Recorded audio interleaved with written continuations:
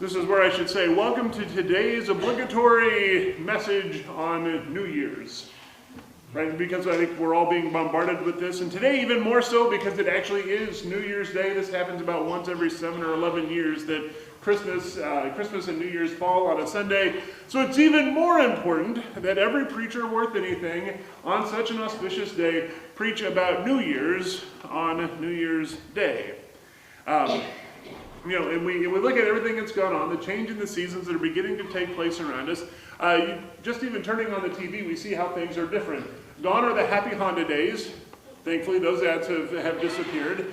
If you look on Facebook, all of the pictures of elves on shelves have started to go away for another year. Santa is slowly receding into a peppermint fog, not to be seen again for, a solid 4 or 5 months before Walmart starts putting out their Christmas stuff again.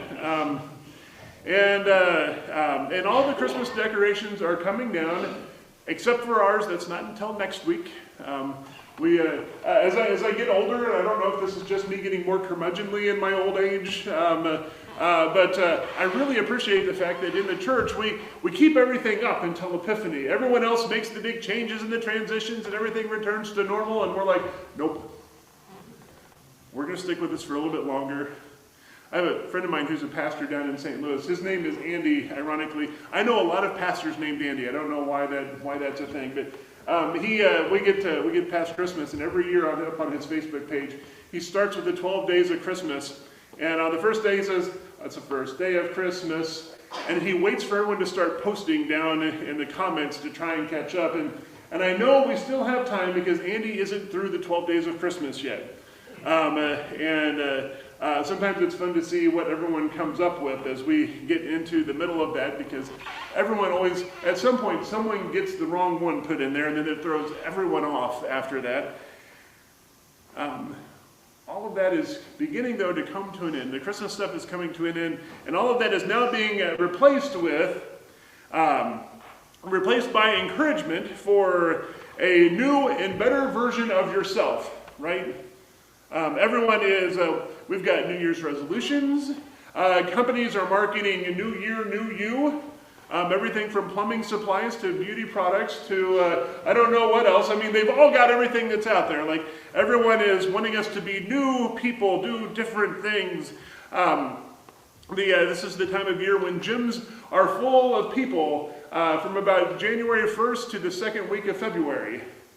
Trying to work on those New Year's resolutions before finally, most of the folks who are give up on trying to lose that last 5 pounds of holiday cookies somewhere about the second week of February. A few folks have the wherewithal to keep at it, but things will begin to go back to normal. Have you ever noticed, though, that at this time of year, everything is focused on getting us somewhere? Getting us to a destination of some sort, something to buy, to a predetermined goal of some sort. Now we'll start seeing ads for spring break vacations or summer vacations, wanting to get everyone into something new. Sales will be coming out, getting us into new cars. I mean, Happy Honda days is over, but you're going to start selling those new cars or campers or whatever it is. They want to get us to a destination, to something. The underlying statement in all of this is that you have to get someplace first, and that once you get there, then things will be okay. That's like the underlying feeling to all of this. That's the backbone of influencer marketing, of celebrity endorsements, even things like college bowl games. You got to get to a college bowl game, right? I looked it up there somewhere between when they start in December and when the bowl games finish at some point in January. This year there are 43 bowl games. Now think about that for a second. This is the dirty little secret of all of this time of year, of all of this destination type of wanting to get us to places, is that at a certain point, folks begin to figure this out. They say, oh, everyone wants to go play in a bowl game. We'll start offering more bowl games. Anyone have a guess as to how many bowl games were played back in 1970, 1971? 4, 5, 6, 11. There were, and I was surprised how high that number was then too, but think about it, we've gone from 11 to 43. It's not that we have seen that big. I looked that up this morning just so I didn't have to rely on Scott to tell me what it was, because I'm sure he probably could have. But think about that though. It's not like we have seen a proportionate increase in the number of colleges in that period of time.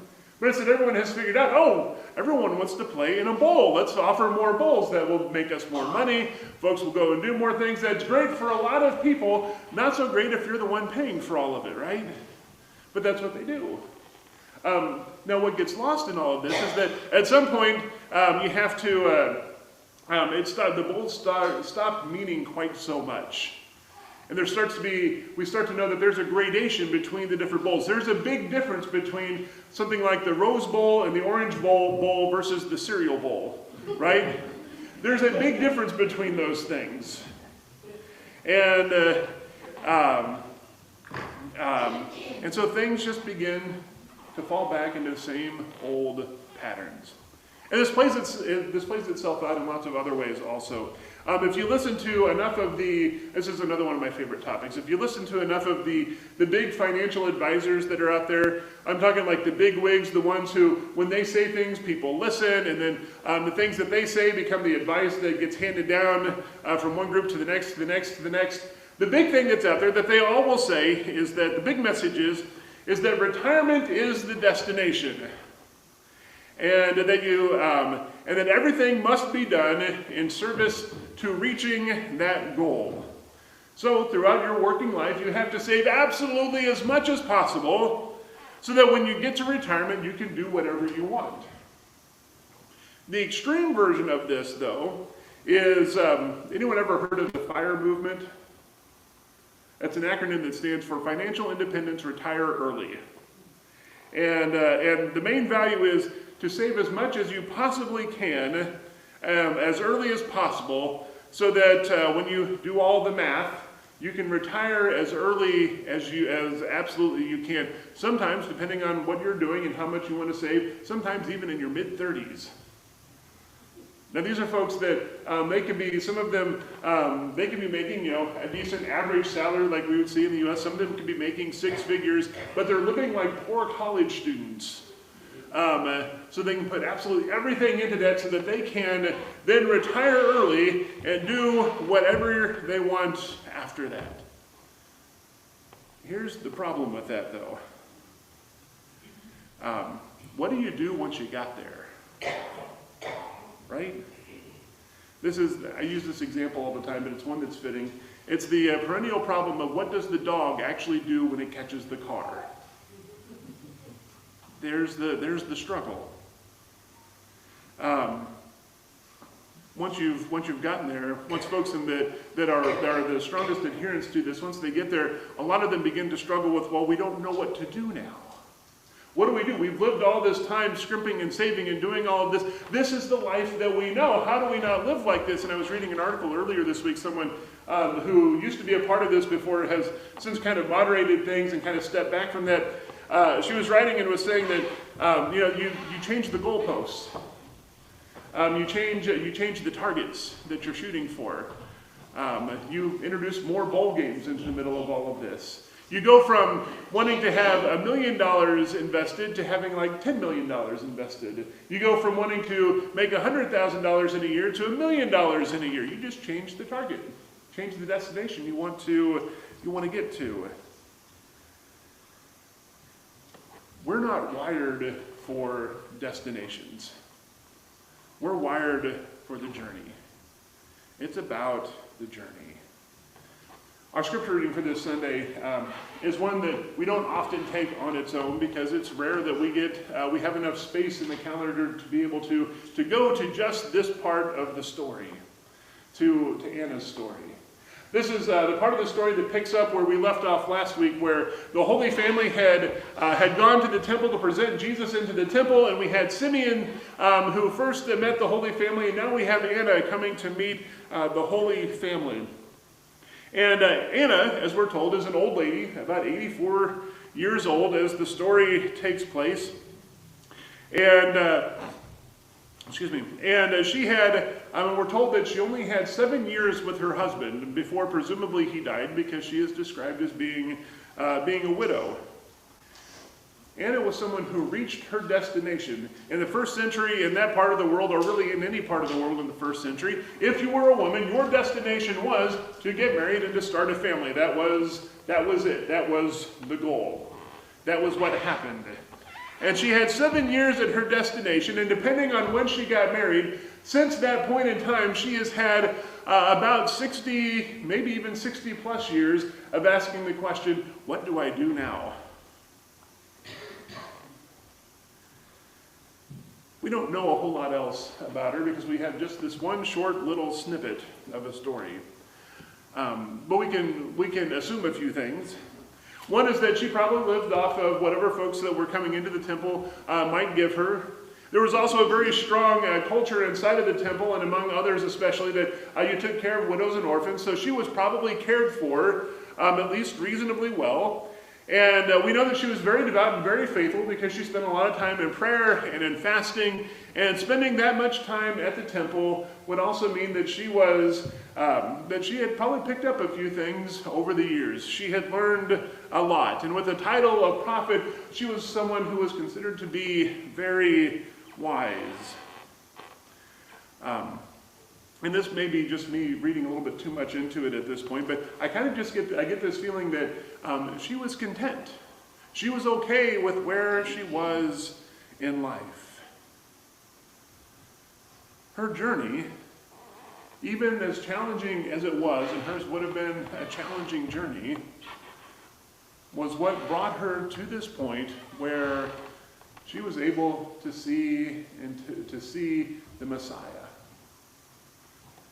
That's not something that she could have planned early in life, making it a goal, saying, I'm going to meet the Messiah one day. It wasn't a plan that she could make because no one knew when the Messiah was going to come. It would never have worked without her journey.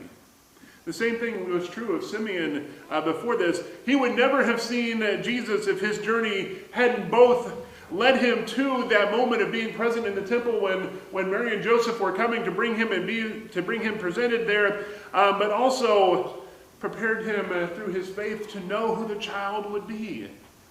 The journey is important. It is all about that journey. We live in a world that is constantly trying to tell us about the importance of destinations, of the places we should go, of the things that we should do, of what happens when we get there. Rarely does it tell us about the journeys, because the journeys are messy, and they're hard, and they're difficult. That's why whenever you're learning something new and you feel like someone who is trying to explain this to you is starting you off at step 2, they probably are. I read a lot of books about churches and church stuff and all of this, and there are about 75% of the time I'm reading these books and I get there and I'm like, this is great advice. Okay, this is good, this is good, this is good, this is good. But I look at it and they'll say, and generally like in the introduction they'll say, once you have this set, here's the next 5 things we're going to talk about that you should do. I'm like, those are great. This part, where do we go? Where do we get this?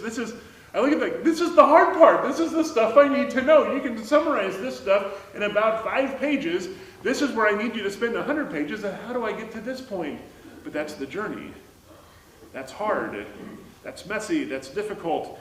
How do you get there? If we're going to commit to anything this year, let's commit to the journey. So much else will change. We're all old enough and have been around enough now to know that, what was old will become new again.